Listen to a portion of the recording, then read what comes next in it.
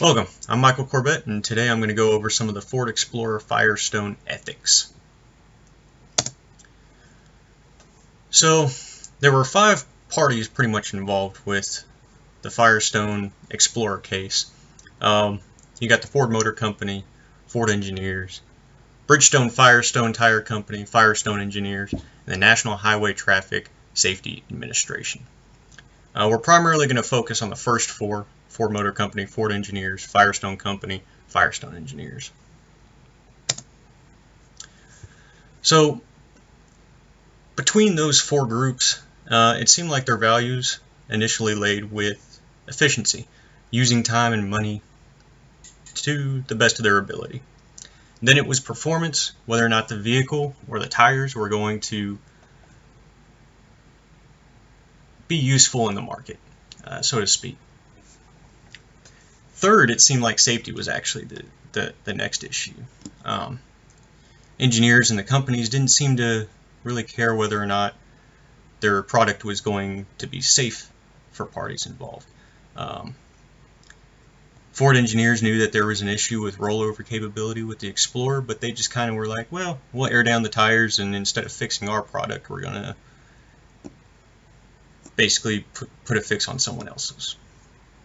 And then brand loyalty. So brand loyalty is kind of a funny one.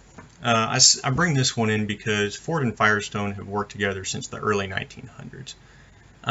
It's a huge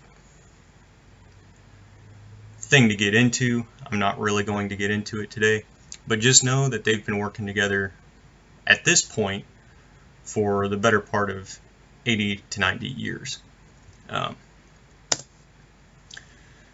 So it seemed like they both kind of took a utilitarian approach. Basically, to them, it was more about time and money being saved for their own benefit as opposed to the general public or whoever they were selling their product to. Kind of broke this down into 2 things. So for the Ford Motor Company, they opted for a time and money saving approach with the Explorer.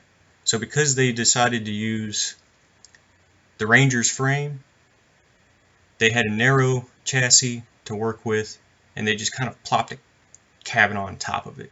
They knew that this created issues with its ability to be stable when turning or in the event of a blowout, which is what pretty much caused this whole case. So they decided, you know what, instead of just taking the extra time and money to fix our design to begin with, we're just going to run with it and see what happens. It's typically not a good way to go about things.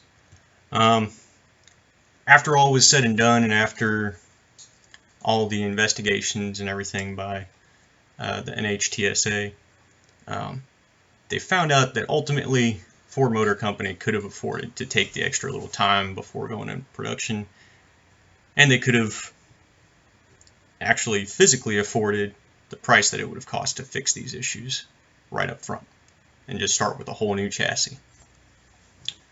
As far as Firestone, so initially they didn't have any direct competition, and I kind of attribute this to their long history with the Ford Motor Company. Firestone engineers and Ford engineers were working directly together to create a tire specifically for the Ford Explorer. So by doing this, they didn't really have to worry too much about if their product was going to compete well with another one. So they could save as much time and they could save as much money developing this passenger tire that looks like an off-road tire. From my standpoint, it almost looks like they just took a passenger tire that was already radial and just put new tread on it. And anybody that knows off-road tires are heavier because they have all this extra tread on the outside. So if you're trying to make it look like it's an off-road tire, you're going to add all this extra kind of material to the outside. And then you go into physics and everything. But so really, it seemed like they just were like, well, this is an easy fix. We'll just plop something on there, save a bunch of time, save a bunch of money. Now, had I been working with either of these 2 companies, I would have really stressed them to be more duty orientated. People's lives are too important. You can't just brush them off. In the in the long run, you end up saving more money and more time by not having lawsuits. And quite frankly, if a company is more concerned about people's lives than their own time or money, you tend to have a better buyer base.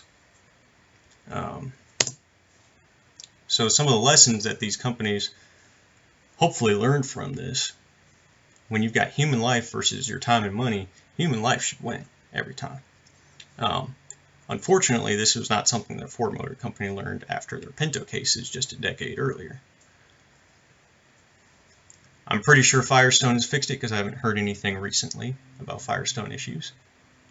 Doesn't mean that they're not prevalent or that they're not there. And generally, hopefully, these companies learn that by being transparent, by letting the general public know issues and saying, hey, we know about these issues, we're going to fix these issues, instead of having a third party, such as the National Highway Traffic Safety Association, come in, the general public tends to respond better to that. The other issue that kind of comes up with that is it took the NHTSA 10 years almost since the first issue arose publicly. So after the first blowout, the first wreck, there was already reports being filed to the NHTSA. Ford already knew about these issues. Firestone already knew about these issues. But it took 10 years. If they had just come out and said, hey, we know about these issues, we're trying to fix it, I think people would have been a little more receptive to that. But that's pretty much what I've got for you today.